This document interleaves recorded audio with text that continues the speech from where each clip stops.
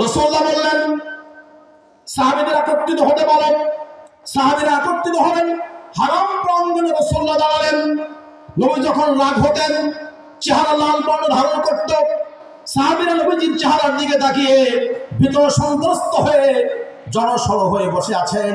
Pin পতন নীরবতা ভেঙ্গে রাসূলুল্লাহ বলছেন, সব তোমাদের ভেতরে পূর্ববর্তী জাতিদের ইতিহাস শোনাই।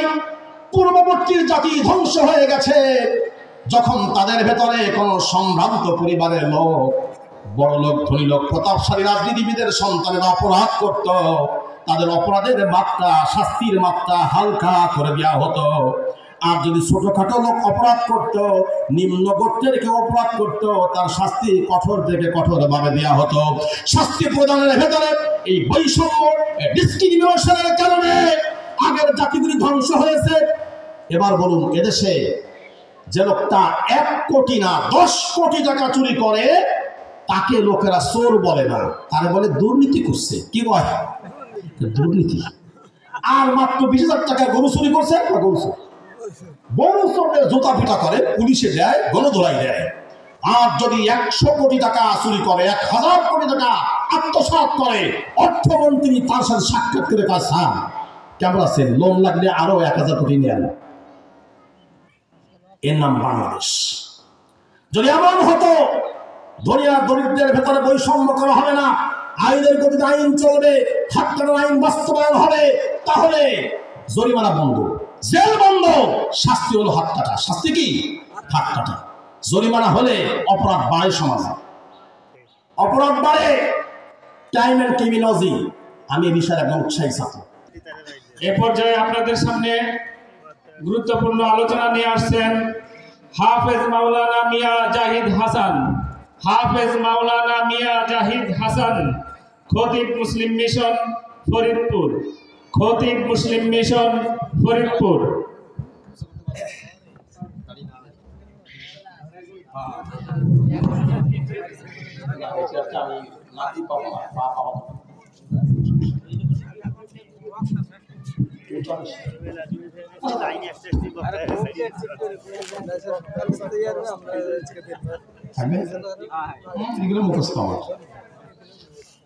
আসসালামু আলাইকুম ওয়া রাহমাতুল্লাহি ওয়া বারাকাতুহু। ওয়া আলাইকুম আসসালাম ওয়া রাহমাতুল্লাহি ওয়া বারাকাতুহু।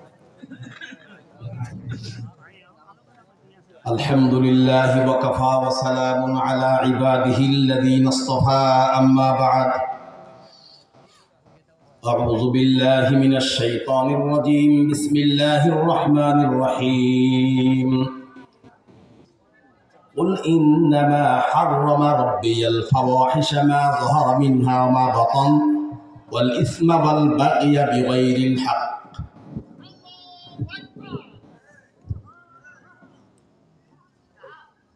وأن تشركوا بالله شيئا ما لم ينزل به سلطانا وأن تقولوا على الله ما لا تعلمون. قال النبي صلى الله عليه وسلم: الوحدة خير من جليس السوء والجليس الصالح خير من الوحدة، أو كما قال عليه السلام. صدق الله العظيم وصدق رسوله النبي الكريم، ونحن على ذلك من الشاهدين والشاكرين. ربنا تقبل منا إنك أنت السميع العليم. سبحانك لا علم لنا إلا ما علمتنا إنك أنت العزيز الحكيم. اللهم صل على محمد وعلى آل محمد كما صليت على إبراهيم وعلى آل إبراهيم إنك حميد مجيد. اللهم بارك على محمد وعلى آل محمد كما باركت على إبراهيم وعلى آل إبراهيم إنك حميد مجيد.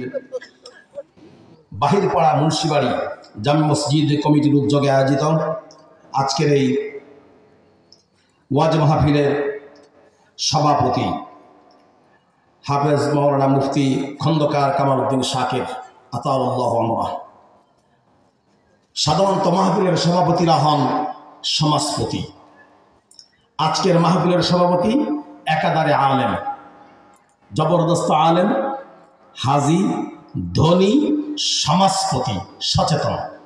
এই রকম মাহফিলে এই ধরনের সভাপতিত্ব করা সভাপতি আমার জীবনে খুব কমই দেখেছি। মাহফিলের যে সকল মেহমানবৃন্দ আপনাদের সামনে উচ্চ কণ্ঠে, সুমধুর কণ্ঠে বিভিন্নভাবে আপনাদেরকে কোরআনুল কারীম থেকে, হাদিসে পাক থেকে আলোচনা করে শুনিয়েছেন, বিদ্ধ করেছেন, হযরতুল আল্লামা মাওলানা আব্দুল আজিজ সাহেব, হাফেজ মাওলানা মুফতি মামুনুর রশিদ সাহেব, মাওলানা মোহাম্মদ রবিউল ইসলাম সাহেব সহ অন্যান্য উলামায়ে কেরাম, সম্মানিত মুরব্বিয়ানে কেরাম, যুবক, তরুণ, কিশোর বন্ধুগণ, পর্দার অন্তরালে থাকা মায়েরা, বোনেরা, আজকের এই সমাবেশে কোরআনী জলসায় আমি আপনাদের সামনে কোরআনে কারীম থেকে সূরাতুল আরাফের একটা আয়াত তেলাওয়াত পেশ করেছি। আমার জন্য বরাদ্দ পাওয়া অল্প সময়ের ভেতরে এই আয়াতের আলোকে আপনাদের সামনে আমি কিছু কথা পেশ করতে চাই। হাজিরিন, মানুষ জাহান্নামে একা প্রবেশ করবে না, দলে দলে যাবে। এরকম না যে আল্লাহ একজনকে ধরে নিয়ে বলবেন, এই বেটা তুই যা জাহান্নামে, এরকম না। জাহান্নামে মানুষ যাবে দলে দলে। গুনাহ যে যেভাবে করেছে ঠিক সেইভাবে এক এক দলে বিভক্ত হয়ে ক্লাস ওয়াইজ লোকেরা জাহান্নামে প্রবেশ করবে। জান্নাতেও যাবে দলে দলে। জাহান্নামে লোকেরা যেতে চাইবে না, তাই তাদেরকে পিছন থেকে ধাক্কা মেরে হ্যান্ডকাফ, পরিশুদ্ধ নাম না, হাতে পরা, আল্লাহ পরাবেন নেককাফ গলায়, নেককাফ পরিয়ে টেনে, শিকল দিয়ে টেনে টেনে জাহান্নামীদেরকে জাহান্নামে নেওয়া হবে। ফাগুল্লু সুম্মাল জাহিমা সল্লু সুম্মা ফি সিলসিলাতিন যারুহা সাবউনা যিরাআন ফাসলুকু। অনেক অনেক শিকল পেঁচিয়ে বেঁধে টেনে টেনে জাহান্নামে নেওয়া হবে, পিছন থেকে ধাক্কাও মারা হবে। গরু যখন হাঁটতে চায় না, তখন পিছন থেকে আঘাত করা হয় যাতে সামনে চলে। আল্লাহ রাব্বুল আলামিন কোরআনে বলেছেন, ওয়াসিকাল্লাযীনা কাফারু ইলা জাহান্নামা যুমারা, দল দল বেঁধে জাহান্নামীদেরকে জাহান্নামের দিকে ঠেলে পাঠানো হবে পিছন থেকে। জাহান্নামের কাছে যখন যাবে, হাত্তা ইযা জাউহা ফুতিহাত আবওয়াবুহা ওয়া ক্বাল খাযানাতুহা ওয়া ক্বালা লাহুম খাযানাতুহা আলাম ইয়াতিকুম রাসূলুম মিনকুম ইয়াতলুনা আলাইকুম আয়াতি রাব্বিকুম ওয়া ইউনযিরুনাকুম লিকা ইয়াউমিকুম হাযা। ওই জাহান্নামের দলের লোকেরা জাহান্নামে আসলি, তোদেরকে কি এই জাহান্নামের ব্যাপারে সতর্ক করার মতো লোক তোদের কাছে কি যায়নি? তোদেরকে কি বলেনি যে জাহান্নামে আসতে হবে? আসলি কেন? তোদেরকে তো সতর্ক করাই হয়েছিল। এ কথা বলবে। মানুষ সাধারণত বলে শয়তানের ধোঁকায় লোকেরা জাহান্নামী হয়ে যাচ্ছে। কোরআনের বর্ণনায় শয়তানের কথাটা যেভাবে বলা আছে, অন্যান্য বর্ণনাও আছে। আমরা মনে করি শয়তান শুধু জিন আর ইনসান থেকে, কিন্তু তাদেরকে আমরা দেখি না এইরকম না ভাই। আল্লাহ নিজে বলেছেন, মিনাল জিন্নাতি ওয়ান নাস, শয়তান হয় জিন থেকে আর মানুষের থেকেও। শয়তান শুধু জিন থেকে হয়, যাদের দেখা যায় না এইরকম না। মানুষের সন্তান মানবরূপী শয়তানও মানুষদেরকে জাহান্নামে নেয়। জাহান্নামীদের সাথে কি কথোপকথন হবে, জাহান্নামীরা কি বলবে, কোরআনুল কারীম তা আমাদেরকে আগেই জানিয়ে দিয়েছে। যে কোরআনে বলা হয়েছে জাহান্নামীরা জাহান্নামে যাবে, কেন যাবে নিজেরাই তা বলবে।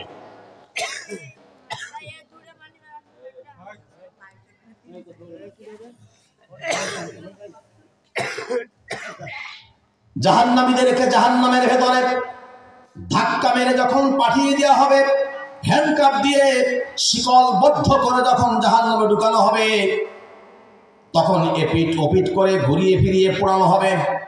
মাছ ভাজা করে যেমন মানুষ একদিকে যখন পুড়ে যায় আর একদিকে পোড়ায়, একদিকে যখন ভাজি ফ্রাইড হয়ে যায় অন্যদিকে ভাজি করার জন্য লোকেরা উল্টিয়ে দেয়, জাহান্নামীদেরকে এইভাবে উল্টা পাল্টা করা হবে। ইয়াউমা তুকাল্লাবু ওয়ুজুহুহুম ফিন-নার ইয়াকুলুনা ইয়া লাইতানা আতা'না আল্লাহ ওয়া আতা'না আর-রাসূলা। যদি এমন হইতো, জাহান্নামীরা বলবে, যদি এমন হইতো যে আমরা কথা শুনতাম মানতাম, তাহলে আজকে অবস্থাটা হইতো না। তার চিৎকার করে বলবে, রব্বানা সাদাতানা ওয়া কুবারানা ফাদাল্লুনা সাবিলা। হে আমাদের প্রতিপালক, আমাদের কি বিভ্রান্ত করেছে আমাদের নেতারা। কারা? সাদাতানা ওয়া কুবারানা ফাদাল্লুনা সাবিলা। আমাদেরকে বিভ্রান্ত করেছে, আমাদেরকে এই জাহান্নামে টেনে এনেছে, এই জাহান্নামের পথ আমাদেরকে দেখিয়েছে। তারা ছিল আমাদের বড়রা, আমাদের নেতারা। কারা? এই নেতারা কি শয়তান? নেতারা কি বলতে ভয় করতেছে? আল্লাহ তো বলেছেন এই নেতারা আমাদেরকে জাহান্নামে নিয়ে এসেছে। আমাদের মুরব্বীরা তারাও আমাদেরকে জাহান্নামে টেনে এনেছে। রব্বানা আতিহিম দি'ফাইনি মিনাল আযাবি ওয়ালআনহুম লা'নান কাবীরা। প্রভু হে, জাহান্নামে তো চলে এসেছি, ওরাও আসছে, আমরাও আসছি, করার তো কিচ্ছু নেই। এখন তো জাহান্নাম থেকে আর ফিরতে পারবো না। তবে তোমার কাছে একটা দাবি রইল, আমাদের যেমন শাস্তি দিচ্ছ, আমাদের চাইতে যেই নেতাদের দেখে দেখে, যেই মুরব্বীদের অনুসরণ করে করে এই জাহান্নামে আসতে হলো, ওদের শাস্তি তুমি দ্বিগুণ বানায়া দাও। নাউজুবিল্লাহ। কুবারানা মানে আমাদের যারা বড়রা। মক্কার কাফিরদেরকে যখন বলা হয়েছে, ওই কাফিরেরা তোমরা ঈমান আনো, মুশরিকেরা ঈমান আনো, তারা বলছে না, ঈমান কেন আনবো? ইন্না ওয়াজাদনা আবা'ানা বিশুরাকাইনা বলেন। আরে যুগ যুগ ধরে বাপ দাদারা এই পূজা করছে, এই অপরাধ করেছে, তাদেরটা বাদ দিয়ে আমরা নতুন ধর্ম গ্রহণ করবো কেন? তাদের যুক্তিরা শুনেছেন? মানুষের যুক্তিও তাই। একালের মানুষের যুক্তি ওই সেই মক্কার কাফির কুরাইশদের মতোই। এরা আবার 14 গোষ্ঠী যা করছে আমরাও তাই করব। মনে করেন আপনি 14 গোষ্ঠীর ডাকা দেখি পাপ করে জাহান্নামে চলে গেলেন, গিয়ে বললেন যে ভুল হয়ে গেছে আল্লাহ। কবরে গিয়ে দেখলেন যে ভাব সব খারাপ, আমি যা করছি সব বাতিল, আল্লাহ ভুল হয়ে গেছে, আমার আবার পাঠায় দাও। আল্লাহ কি পাঠাবেন? পাঠাবেন? ফিরে আসার সুযোগ আছে? আর সুযোগ নেই। আমরা যখন বলি ভাই ঈমান যখন থাকবে না, তখন আপনি জান্নাতে প্রবেশ করতে পারবেন না, যত ভালো কাজই করেন। এই কথা বললে অদুনা হাফলি এডুকেটেড মডার্ন কিছু লোকেরা বলে, হুজুরা বললেই হলো। এই দুনিয়ার এত ভালো ভালো নাজ নিয়ামত, গাড়ি, যানবাহন, যোগাযোগ, ইনফরমেশন টেকনোলজিস, এগুলি সব বানাইছে বিজ্ঞানীরা। দুনিয়াকে সাজিয়েছে রাস্তাঘাট, পুল, ব্রিজ, কল কারখানা, এই জীবনযাপন করার আধুনিক সব অ্যাপারেটাস, সব এমিনিটিস, মডার্ন এলিমেন্টস সবগুলি তৈরি করেছে কাফেরেরা। আর হুজুররা জান্নাতে যাবে কোনটা? মানুষের জন্য করছে নাকি? বলে না এরকম?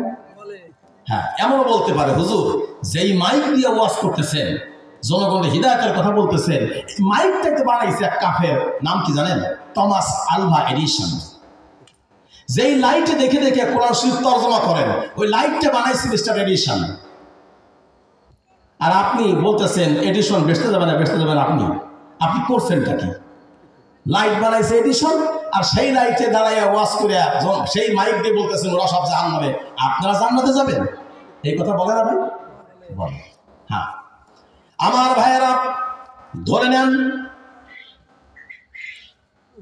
এই লাইট যিনি আবিষ্কার করেছেন তিনি একজন অমুসলিম। কানে তিনি কম শুনতেন। আমেরিকার ডেট্রয়েটের লাইব্রেরিতে তিনি পড়তেন। তার ডায়েরি আমি পড়েছি। তিনি এক জায়গায় তার ডায়েরিতে লিখেছেন, every 10 days or so I have a small invention.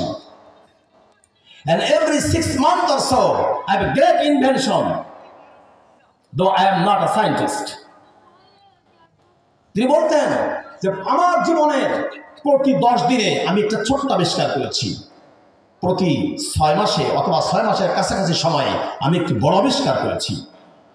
এত বড় একজন বিজ্ঞানী, তার ম্যাট্রিক পাশের সার্টিফিকেটও ছিল না।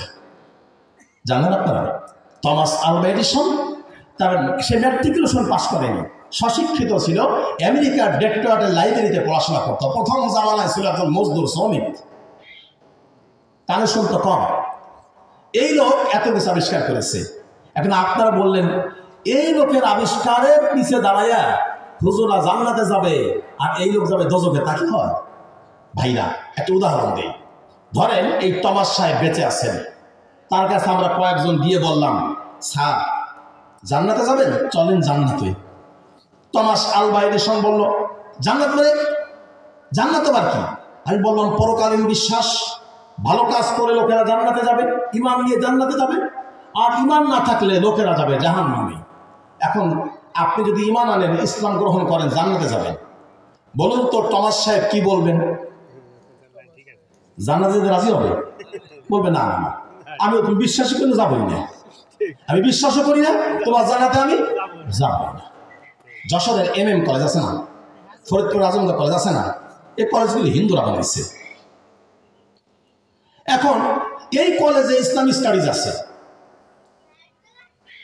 খুলনায়, তারপরে কি বলে যশোরে বড় বড় কলেজগুলি অনেক হিন্দুদের নামও আছে। এই যে বলা হয় BL কলেজ, বরিশালে BM college, Brajamohan college, Hindu নয় না? হিন্দু। এদের অর্থায়নে, এদের পৃষ্ঠপোষকতা কলেজ হয়েছে। এখানে তো অনেকে ইসলামিক স্টাডিজও পড়ে, কোরআন হাদিস পড়েও তো, মুসলমান এতে পড়ে বেশি নাকি? আচ্ছা, এদের জীবিকা চাকরি বাকরি হয় ওখানে পড়ার কারণে।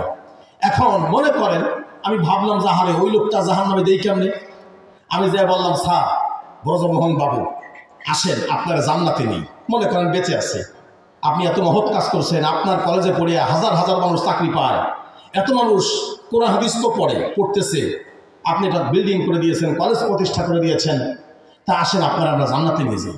ব্রজমোহন বাবু কি বলবে? বলবে জান্নাতে যাবো না, আমি বিশ্বাস করি না এগুলি, ওই জান্নাতে যাবো না, এটা না?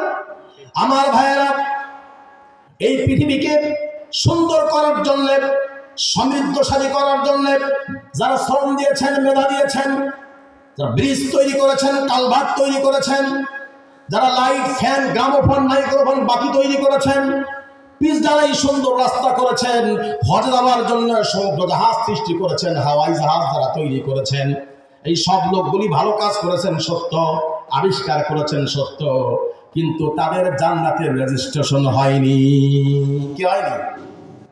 জান্নাতের রেজিস্ট্রেশন নেই।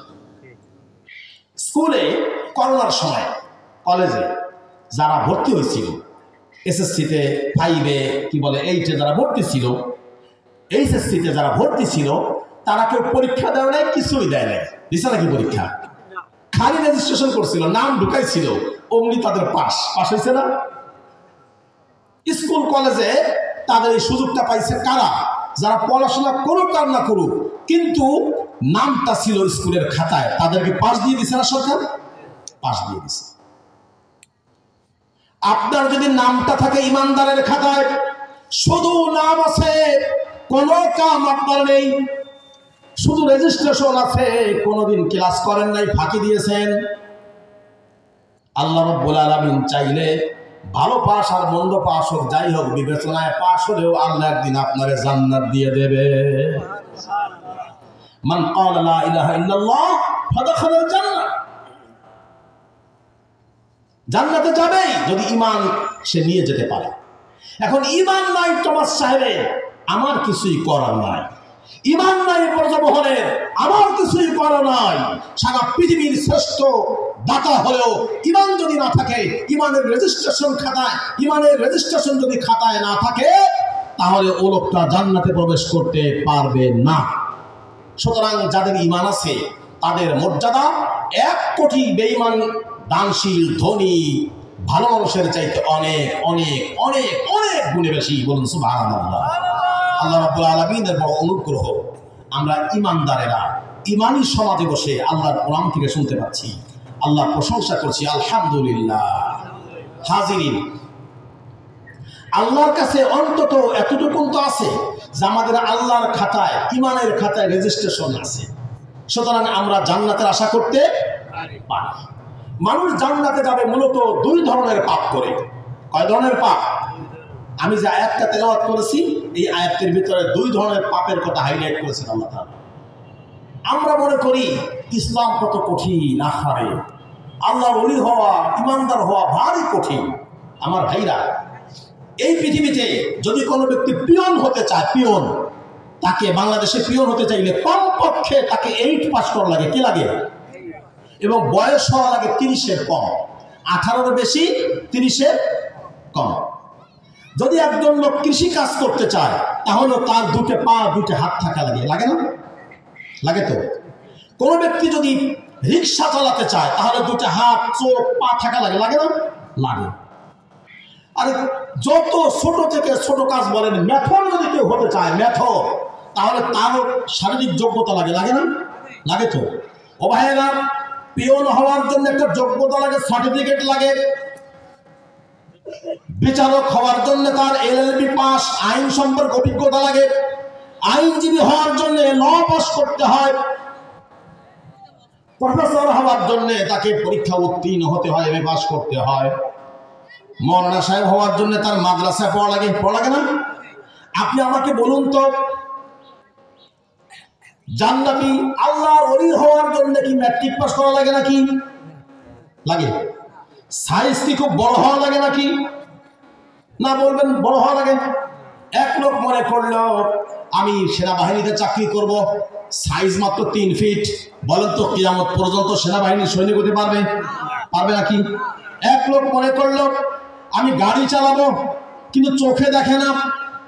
এ লোক কি গাড়ি চালাবার পারমিশন পাবে? লাইসেন্স পাবে? পাবে না। গাড়ি চালাবার লাইসেন্স পাবে না। এমন ব্যক্তি কি জান্নাতে যেতে পারবে কিনা? নেকামল করলে পারবে না?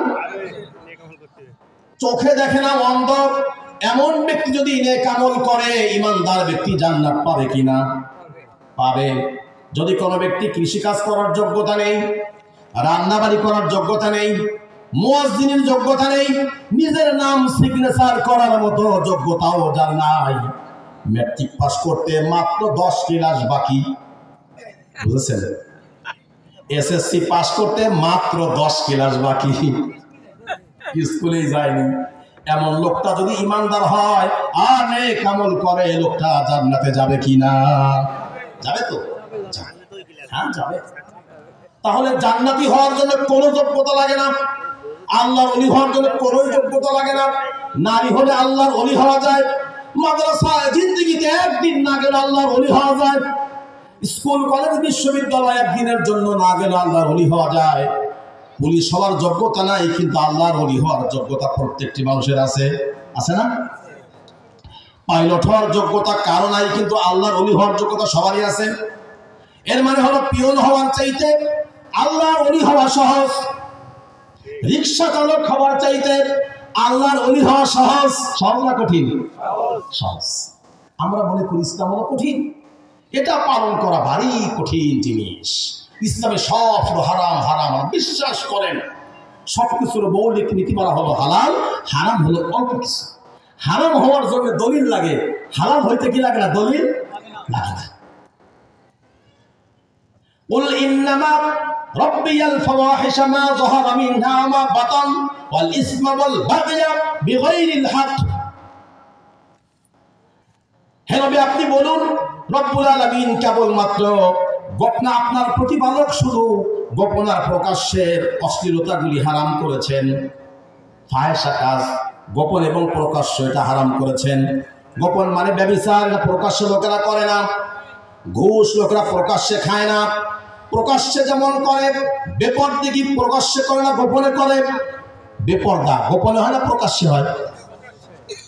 এটা প্রকাশ্য, এটা প্রকাশ্য, এটা অপ্রকাশ্য, দুটোই পাপ, এটা আল্লাহ নিষেধ করেছেন।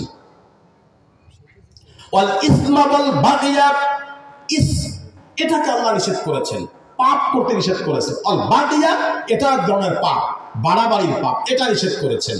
ওয়া আন তুশরিকু বিল্লাহি মা লাম ইউনাজ্জিল বিহি শাইআ, আর আল্লাহর সাথে শিরিক করতে নিষেধ করেছেন। ওয়া আন তাকুলু আল্লাহ মা লা তা'লামুন, এটা ওই আয়াতেরই ব্যাখ্যা, আগের অংশের ব্যাখ্যা। এই জিনিসগুলি ছাড়া আর আল্লাহ কিছু নিষেধ করেননি। এখান থেকে মাসআলা বের হয়েছে, হারাম হালালের বিভিন্ন মাসআলা বের হয়েছে, কিন্তু এই হলো শুধু আল্লাহ নিষেধাজ্ঞা, আর তো কিছু নিষেধ না, আর তো কিছু নিষেধ না। আপনি পৃথিবীর চারপাশে যা কিছু দেখেন, শুধু অল্প কিছু হারাম বাদে সবই আপনার জন্য বৈধ এবং হালাল। আমার ভাইরা, আমি ইসমা কাকে বলে আর বাকিয়া কাকে বলে এর একটু ব্যাখ্যা দিই। ইসমাতুন একটি আরবি শব্দ, এর মানে হলো উট, এমন উট যে বাড়ির টেড়া উট। আপনারা দেখেছেন কিনা, আমরা যখন গ্রামে দেখতাম হাল চাষ করার জন্য গরু মোটে চলে না, ইচ্ছে করে, গায়ে ক্ষমতা আছে কিন্তু দাঁড়ায় থাকে। তখন কৃষক হাল চাষি করতো কি জানেন, ওই গরুর নাকের ভেতরে ওই শুকনো মরিচ গরম করে পানি ঢেলে দিত, ঠিক না ভাই? তখন গরু জোরে টানাটানি করতো। এই হলো দুষ্ট গরু। এরকম দুষ্ট উট যার ক্ষমতা থাকা সত্ত্বেও কাজ করে না, হাঁটে না, বোঝা বহন করে না, লোকদের পিঠে নিয়ে পা চালায় না, এরকম দুষ্ট উটকে আরবিতে বলা হয় ইসমাতুন। কি বলা হয়? ইসমাতুন। সেখান থেকে ইসমুন মানে পাপ, যেই পাপ লোকেরা ক্ষমতা শক্তি থাকা সত্ত্বেও ভালো কাজ না করে যেই পাপ করে তাকে বলা হয় ইসমুন। বুঝাইতে পারছি? আপনার ক্ষমতা আছে, আপনার ক্ষমতা আছে, আপনি নামাজ আদায় করবেন, কিন্তু আপনি করলেন না, আপনি পাপ কাজ করলেন, এটা ব্যক্তি জীবনের পাপ। আপনার ক্ষমতা আছে, আপনি অন্যায়কারীকে অন্যায় কাজ থেকে বাধা দিতে পারেন, আপনি দিলেন না, ইচ্ছে করে দিলেন না, তাহলে আপনি ওই উটের মতো টেড়া উট, আপনি একজন পাপী। এটা ব্যক্তি জীবনের পাপ। এটা আরবিতে বলা ইসমুন। আরবিতে কি বলা হয়? যেমন ইসমুন হুকুন, আরবিতে একটা শব্দ আছে, এর মানেও পাপ। আর অনেক শব্দ আছে। আরেকটা হলো বাগিয়ুন। আল্লাহ, তাহলে এক ধরনের পাপ, এটা ব্যক্তি জীবনে আমি করতে পারি কিন্তু করলাম না। যেই পাপটা আমি আল্লাহর আদেশ দিয়েছে, আদেশটা আমার ক্ষমতা থাকা সত্ত্বেও সেই আদেশ থেকে আমি বিরত আদেশ পালন করা থেকে আপনি নিজেকে গুটিয়ে রাখলাম, এর মানে হলো আমি ব্যক্তি জীবনে পাপ করলাম। এই পাপ থেকে বেঁচে থাকা ব্যক্তি জীবনের সিদ্ধান্ত। একজন লোক সুইডেনে বসবাস করে, সেখানে পর্দার কোনো বালাই নেই, সবাই বেপর্দা, ওপেন, সবাই খোলামেলা পোশাক পরে। সে ইচ্ছে করলো যে না, আমি কার দিকে তাকাবো না, মাথা নিচু করে চললো, বাঁচাতে পারলো। সে জিনা ব্যভিচারে গেল না, মদ খেলো না, পারে না? পারে। কিন্তু সুইডেনে যেতে হলে আপনাকে যে ক্রেডিট কার্ড নিয়ে যেতে হবে, সুদী ব্যাংকের ক্রেডিট কার্ড নিয়ে চলতে হবে। এই সুদ থেকে আপনি ইচ্ছে করলেও বাঁচতে পারবেন না। পারবেন? পারবেন? আপনি বাংলাদেশে বসবাস করেন, আপনি ভাবলেন আমি সরকারি চাকরি করি, আমি কোনো সুদের সাথে কোনোভাবেই জড়িত হব না। আপনি পারবেন না। আপনার বেতন আসবে সোনালী অগ্রণী কৃষি সুদী ব্যাংকের মধ্য দিয়ে, কোনো না কোনোভাবে আপনি সুদের সাথে জড়িতই হয়ে পড়েছেন। করছেন না? একে বলা হয় সামাজিক পাপ, সোশ্যাল সিন, সোশ্যাল ট্রান্সগ্রেশন। এই সোশ্যাল ট্রান্সগ্রেশন থেকে বাঁচতে হলে সামাজিক আন্দোলনের কোনো বিকল্প নেই। সমাজবদ্ধভাবে ইসলামী সমাজ তৈরি করার কোনো বিকল্প নেই। বিশ্বাস করেন ভাইরা, সমাজ যখন ইসলামী হয় তখন সমাজবদ্ধভাবে সামাজিক পাপ থেকে বাঁচা যায়, নইলে বাঁচা যায় না। আমাদের সমাজের সবচেয়ে বড় সমস্যা কি বলতে পারেন আপনারা? আমাদের দেশে হ্যাঁ পারেন, কিন্তু এই মুহূর্তে মনে পড়তেছে, আমি মনে করিয়ে দিই। একটা দুর্নীতি। একটা কি? সেটা দুর্নীতি। স্বাধীনতার পর থেকে এই কদিন পর্যন্ত যত টাকা শুধু বিদেশে লোকেরা পাচার করেছে, জিআইবি ওয়াশিংটন ভিত্তিক একটি গবেষণা প্রতিষ্ঠান দাবি করেছে, সেই টাকা দিয়ে বাংলাদেশের প্রত্যেকটি মানুষকে, প্রত্যেকটি পরিবারে 3 তলা করে একটা করে বিল্ডিং, প্রত্যেক পরিবারে একটা করে 4 চাকার গাড়ি দেওয়া যাবে, এতে কোনো সন্দেহ নেই। শুধু যেই টাকা লোকেরা কানাডার বেগম পাড়ায় মালয়েশিয়ার সেকেন্ড হোমে পাঠিয়ে দিয়েছে, সেই টাকাগুলো আপনি কি মনে করেন? জাপান, সেখানকার লোকেরা উন্নত করেছে। দ্বিতীয় বিশ্বযুদ্ধে পুরো সরকার হয়ে যাওয়া জাপানিরা আমাদের মতোই ভাত খায়। তাদের পতাকা আমাদের পতাকা, সাইজ আর দেখতে একরকম। তাদেরটা মাঝখানে একটা গোল বৃত্ত, আমাদের গোল বৃত্ত। পার্থক্য হলো তাদের সবুজ নাই, আমাদের সবুজ আছে, তাদের সাদা। আচার আচরণ একরকম, ওরা ইমানদার নয়, কিন্তু ওরা দুর্নীতির বিরুদ্ধে, দুর্নীতিকে অপরাধ মনে করে। ব্যক্তি জীবনে দুর্নীতি করে না, সামাজিক জীবনে দুর্নীতি করে না। আপনি ইচ্ছে করলেও এই কুফরি সংবিধানের মধ্য থেকে বাংলাদেশে আপনি ইচ্ছে করলেও দুর্নীতি মুক্ত থাকতে পারবেন না। বাবার পৈতৃক সম্পত্তির জমি অথবা আপনি ক্রয় করা জমি, উত্তরাধিকার হিসেবে পাওয়া জমি রেজিস্ট্রেশন করতে গেছেন, অফিসে কি দেওয়া লাগে বলে গেছেন, দেওয়া লাগে না? দেওয়া লাগে। এখন আমি যদি সুদের বিরুদ্ধে ওয়াজ করি, সুদের বিরুদ্ধে ওয়াজ করবো, হুজুর সুদের বিরুদ্ধে ওয়াজ করে তো আমরা বাঁচি না, আমি অটো চালাই খাই। এই অটোটা আনছি কিন্তু গ্রামীণ ব্যাংকের টাকা দিয়ে। আশা, হতাশা, নিরাশা, দুরাশা আছে নাকি এলাকায়? ওইখান থেকে টাকা এনে বাইক ক্রেডিট করে আমার এই অটো কিনা, অটোর বিরুদ্ধে ওয়াজ করবেন, এই অটো কিছু চলে। আমার ভাইরা বিশ্বাস করেন, একজন লোক হাজির করুন এই প্রোগ্রামের ভেতরে যিনি শুধুমাত্র সুদের উপর ভরসা করে ধনী হয়েছেন, পাবেন না। হ্যাঁ, একটা কাজ হয়েছে, উদাহরণ দিই না, বাস্তবতাই বলছি। একটা কাজ হয়েছে, আগে আপনি বাসায় বসে বসে টেলিভিশন দেখতেন আর বিড়ি সিগারেট টানতেন। এখন ওই যে কোনো এক আশা নিরাশা থেকে আপনি সুদ ভিত্তিক টাকা এনেছেন, এখন প্রত্যেক সপ্তাহে কিস্তির তাড়া আছে। সে কারণে এখন আর আপনি চা খান না, ভিডিও টানেন না, এখন সকাল হতেই দৌড় দিয়ে ভ্যান নিয়ে অটো নিয়ে বের হন, কারণ আপনার তাড়া আছে। কিস্তি দিতে হবে 1700 টাকা প্রতি সপ্তাহে। বলতে বেরো, কিস্তি নেওয়ার জন্য বাসায় আসবে, আমার মান সম্মান আছে না, তাড়াতাড়ি যাও।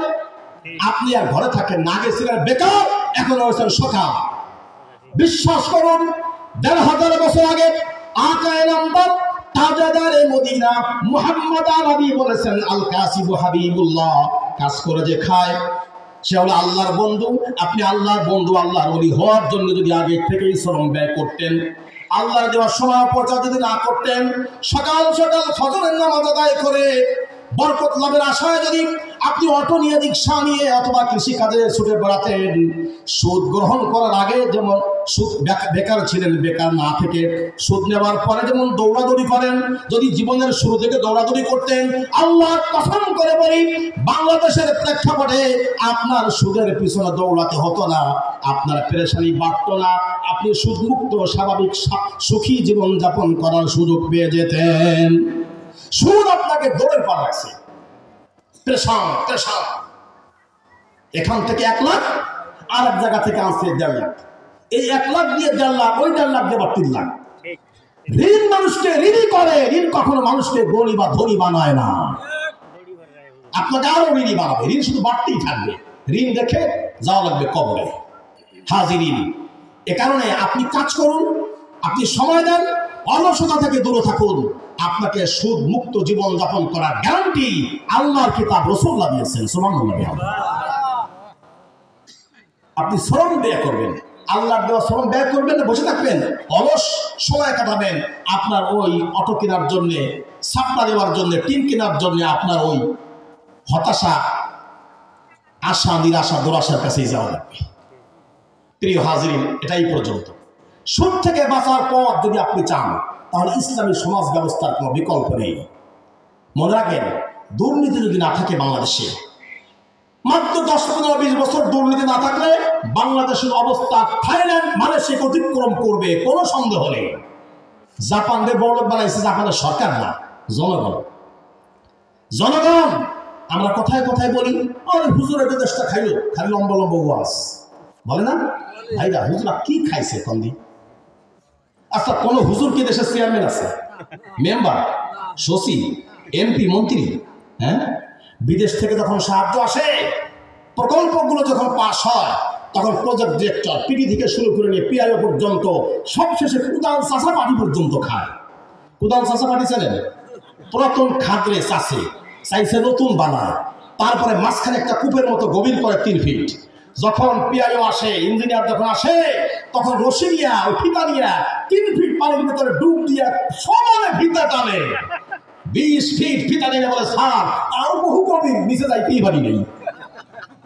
ও পিআইও জানে, ও 100, ও মারছে 1 চাটা, পিডি মারছে 1 চাটা, সচিব মেরেছে 1 চাটা, মন্ত্রীর কার্যালয় থেকে 1 চাটা, পার্টি মেরেছে চাটা, সবশেষে কুদাল চাষা সরকার প্রধান, সরকার প্রধান থেকে কুদাল চাষা সরকার পর্যন্ত চাটার পর চাটা। এইখানে এই কোদাল চাষা শ্রমিক থেকে শুরু করে নিয়ে ফিতা টানা ডুবুরি থেকে শুরু করে নিয়ে মন্ত্রী পর্যন্ত হুজুর ছিল কয়জন? তাহলে কেন বলেন হুজুরা খাইল? খাইছেন আপনারা, দোষ দেন হুজুরদের। এর চেয়ে জালিম কি হয়? এটা চলুন, এ থেকে বাঁচার পথ একটা, সমিতি আনা। বিশ্বাস করেন যে দুর্নীতি মুক্ত সমাজ চান, তার রাসূলুল্লাহর যুগেই ফিরে যেতে হবে। মক্কা বিজয় হয়ে গেছে, মাখজুমি করতে এবং সম্ভ্রান্ত পরিবারের এক মহিলা চুরি করে ধরা পড়ছে।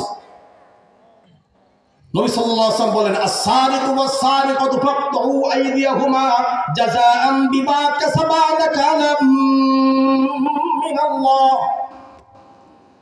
অপরাধ যে করেছে চোর অথবা চুরনি, যদি অপরাধ করে চুরি করে 10 টাকা 20 টাকা চুরি করলে হাত কাটা হয় না, একটা পরিমাণ আছে, হিউজ পরিমাণ, এবং সুরক্ষিত জায়গা থেকে চুরি করতে হবে।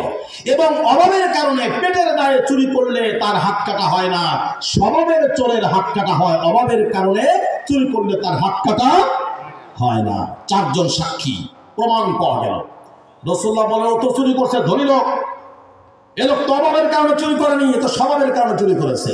এবার বলুন, কানাডায় যারা বেগমরা তৈরি করেছে, মালয়েশিয়া সেকেন্ড হোমের নামে লক্ষ কোটি টাকা যারা পাচার করেছে, এদেশের টাকা হ্যাকিং এর নামে নানা কায়দায় যারা বিদেশে পাঠিয়েছে, এই সব লোকগুলি অভাবের চোর নাকি স্বভাবের চোর? স্বভাবের চোর। এদের বাড়িতে মোটা চাল কেনার পয়সা নাই, ঘুমাবার চৌকি নাই, মাথার উপরে টিন নাই, এরকম নাকি এরা সবাই মার্সিডিজ, কি বলেন, দামি গাড়িতে চলে, দামি বাড়িতে ঘুমায়, আধুনিক সুযোগ সুবিধা নিয়ে চলে। এই সকল কলম সন্ত্রাস লোকেরাই এই বড় বড় চুরি করেছে। এ সকল বড় বড় চোর যারা স্বভাবের কারণে চুরি করেছে, অভাবের কারণে নয়, সে সকল স্বভাবী চোরদের হাত কেটে দেওয়ার বিধান ইসলামে। রাসূলুল্লাহ বললেন, নামটা তো নবীজির মেয়ের নামের নাম ফাতেমা, রাসূলুল্লাহ বললেন ফাতেমার হাত কেটে দাও। সাহাবীরা হতবাক, কেবল না মক্কা বিজয় হয়েছে, এবার যদি রাসূলুল্লাহর হাত কাটা এক্সিকিউট করি, বাস্তবায়ন করি কোরআনের বিধান, লোকেরা বলবে এই যে হুজুর মুহাম্মদ শুরু করছে কাম একটা, সমানে হাত কাটবে। এখন লোকেরা ভীত সন্ত্রস্ত হবে, ইসলামের ভুল মেসেজ যাবে। প্রবীণ সাহাবীরা রাসূলুল্লাহর সামনে এসে বিচারের পরিবর্তন করার দাবি করবেন, সেই সাহস কেউ পেলেন না। নবীজির আদরের, অত্যন্ত আদরের নাতি নাম উসামা বিন যায়েদ বিন হারেসা। উসামাকে রাসূলুল্লাহ বড্ড ভালোবাসতেন। মক্কা যেদিন বিজয় হলো, রাসূলুল্লাহ উসামাকে নবীজের উটের উপরে সামনে চড়িয়ে গোটা মক্কা ঘুরিয়ে ঘুরিয়ে সম্মানিত করেছেন। কারণ এই উসামা রাদিয়াল্লাহু আনহুর পিতা যায়েদ ইবনে হারেসা নবীজির ঘরের পালক পুত্র ছিলেন। যায়েদ বিন হারেসা যখন তরুণ কিশোর অবস্থায় নবীজির কাছে কৃতদাস হিসাবে হাজির, একদিন যায়েদের চাচা এবং পিতা দুজন মিলে চলে এসেছে, বলছে ইয়া রাসূলুল্লাহ যায়েদকে নিয়ে যেতে চাই। নবীজি বলছেন, যায়েদ যদি যেতে চায় আমার কোনো অনুমোদন লাগবে না, নিয়ে যাও, আমার কোনো বাধা নেই। যায়েদ বলছেন, ইয়া রাসূলুল্লাহ আমি আমার আব্বাকে ছাড়তে পারি, আমার চাচাকে ছাড়তে পারি, আমার পরিবার দেশ সব ছাড়তে পারি, যে নূরের ঝলকে নবী মুহাম্মদ আরবির সান্নিধ্য আমি লাভ করেছি, এই মুহাম্মদ সাল্লাল্লাহু আলাইহি সাল্লামকে আমি আমার জীবন দিয়ে হলেও ছাড়বো না, ছাড়বো না, জীবন যায় যা তবুও ছাড়বো না। চাচা এবং পিতা দুজনে চলে গেলেন কাঁদতে কাঁদতে। এই হলো যায়েদ, যায়েদ বিন হারেসার ছেলে উসামা। নবীজি বড্ড ভালোবাসতেন।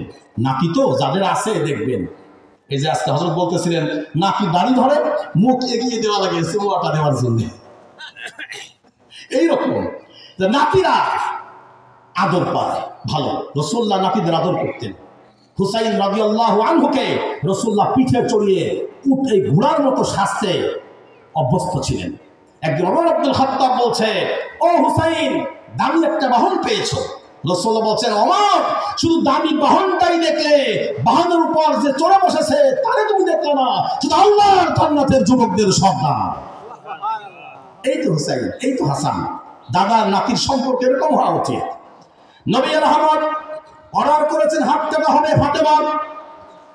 উসামা এসে বলছে, দাদাজি আপনার এই অর্ডারটা একটু স্থগিত করা যায় কিনা, কদিন পরে বাস্তবায়ন করেন, অথবা অর্ডারটা একটু ভিন্ন চিন্তা দেন। একটু ভিন্নভাবে বাস্তবায়ন করেন। আঙ্গুলটা কাটলে হয় কিনা? সম্ভ্রান্ত পরিবারের আপনার মেয়ের নামে নাম মাখজুমি গোত্রের মেয়ে, যদি তার হাত কাটা হয় তাহলে দারুণ সমস্যা, সামাজিক সমস্যা, মিছিল মিটিং হবে। রাসূলুল্লাহ বললেন সাহাবীরা একত্রিত হতে বলেন। সাহাবীরা একত্রিত হলেন, হারাম প্রাঙ্গণে রাসূলুল্লাহ দাঁড়ালেন। নবী যখন রাগ হতেন চেহারা লাল বর্ণ ধারণ করত। সাহাবীরা নবীজির চেহারার দিকে তাকিয়ে ভীত সন্ত্রস্ত হয়ে জড়সড় হয়ে বসে আছেন। পিন পতন নীরবতা ভেঙ্গে রাসূলুল্লাহ বলছেন, শোনো, তোমাদের ভেতরে পূর্ববর্তী জাতিদের ইতিহাস শোনাই।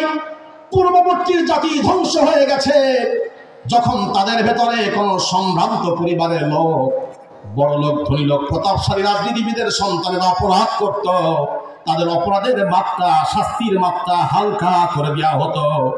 আর যদি ছোটখাটো লোক অপরাধ করত, নিম্ন গোত্রের কেউ অপরাধ করত, তার শাস্তি কঠোর থেকে কঠোর ভাবে দেওয়া হতো। শাস্তি প্রদানের ভেতরে এই বৈষম্য, ডিসক্রিমিনেশনের কারণে আগের জাতিগুলি ধ্বংস হয়েছে। এবার বলুন, এদেশে যে লোকটা 1 কোটি না 10 কোটি টাকা চুরি করে তাকে লোকেরা চোর বলে না, তারা বলে দুর্নীতি করছে। কি বলে? দুর্নীতি। আর মাত্র 20,000 টাকা গরু চুরি করছে, গরু চোরে জুতা পিটা করে, পুলিশে দেয়, গণধোলাই দেয়। আর যদি 100 কোটি টাকা চুরি করে, 1000 কোটি টাকা আত্মসাৎ করে, অর্থমন্ত্রী তার সাথে সাক্ষাৎ করে তার সান কেমন আছেন, লোন লাগলে আরো 1000 কোটি নেন। এর নাম বাংলাদেশ। যদি এমন হতো, দুনিয়ার দরিদ্রের ভেতরে বৈষম্য করা হবে না, আইনের গতিতে আইন চলবে, হাত কাটার আইন বাস্তবায়ন হবে, তাহলে জরিমানা বন্ধ, জেল বন্ধ, শাস্তি হলো হাত কাটা। শাস্তি কি? হাত কাটা। জরিমানা হলে অপরাধ বাড়ে, সমাজে অপরাধ বাড়ে। টাইম এন্ড ক্রিমিনোলজি, আমি এই বিষয়ে একদম উৎসাহী ছাত্র। অপরাধ তত্ত্ব সম্পর্কে আমার একটু ধারণা আছে। জরিমানায় অপরাধ বাড়ায় কারণ কি জানেন? যদি বলা হয় যদি তুমি ধরা পড়ো তোমার 1000 টাকা জরিমানা, তাহলে ছেলে বলবে 1000 টাকা জরিমানা, বাপের তো টাকা আছে, দিয়ে দিবি, সমস্যা কি? যদি বলা হয় নামাজ পড়ো না, তোমার 50 টাকা জরিমানা, 1 বছর নামাজ না পড়লে 50,000 টাকা দিলে হয়ে যাবে, হুজুর যদি ফতোয়া দিয়ে দেয়, তাহলে এই আমরা বলবে তার চেয়ে বরং ভালো ঘুষ দুর্নীতি করে টাকা পয়সা বাড়াই, নামাজ পড়া লাগবে না, ফজর উঠা লাগবে না, বছর শেষে 50,000 টাকা দিয়ে দিব, নামাজ পড়বো কেন? অপরাধ বাড়লো না কমলো? ব্যভিচার করলে ধরা পড়লে 1 লাখ টাকা জরিমানা করে না, গ্রামের বক্তব্য না? তাই যদি হয় তাহলে ব্যভিচার করবো, সমস্যা কি? বাপের টাকা আছে না, 1 লাখ টাকা দিয়ে দিব। এই কারণে সমাজে অপরাধ বাড়ে এবং অন্যায়ভাবে সম্পদ জোগাড় করার প্রবণতা, টেন্ডেন্সি বৃদ্ধি পায়। এ কারণে ইসলামের বিধান কোন জরিমানা নয়, আগে ক্ষতিপূরণের আগে বড় আল্লাহ অর্ডার হচ্ছে, বড় শাস্তি হচ্ছে আস-সারিকু ওয়াস-সারিকাতু ফাকতাউ আইদিয়াহুমা, হাত কেটে দাও। যদি সারা বাংলাদেশে 2-4 জন সচিবের হাত কাটা পড়ে, 2-1 জন ডিসিএসপির হাত কাটা পড়ে, 2-1 জন জনপ্রতিনিধির হাত কাটা পড়ে, আগামী 10 বছরে কোন সচিব, কোন মন্ত্রী, কোন পিডি, কোন প্যাড, কোন পুলিশ ঘুষ খাওয়ার দুঃসাহস দেখাবে না। প্রিয় হাজিরিন, রাসূল করিম সাল্লাল্লাহু আলাইহি সাল্লাম ডিসক্রিমিনেশন, বিচারের ডিসক্রিমিনেশন 100 বার বন্ধ করেছেন। সবাই কি শেষ হয়ে গেল?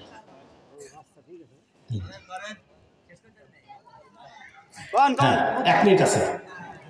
প্রিয় হাজিরিন, সরওয়ারে দু জাহান রাসূলুল্লাহ সাল্লাল্লাহু আলাইহি ওয়াসাল্লামের সাহাবীরা দিয়ে ফাতেমার হাত কেটে নিলেন। রাসূলুল্লাহ বলতে লাগলেন, শোনো, লাউ আন্না ফাতেমা বিনতা মুহাম্মাদিন, আল্লাহি লাউ আন্না ফাতেমা বিনতা মুহাম্মাদিন সারাকাত লাকাতাতু ইয়াদাহা, আল্লাহর শপথ করে বলি, যদি রাসূলুল্লাহ, আমি নবী মুহাম্মদ সাল্লাল্লাহু আলাইহি ওয়াসাল্লামের মেয়ে ফাতেমা যদি চুরি করে, কোনো বৈষম্য হবে না। শুধু ওই ফাতেমার না, আমি আমার কলিজার টুকরা ফাতেমার হাত কেটে দেওয়ার আদেশ দিতাম। সুবহানাল্লাহ, সুবহানাল্লাহ।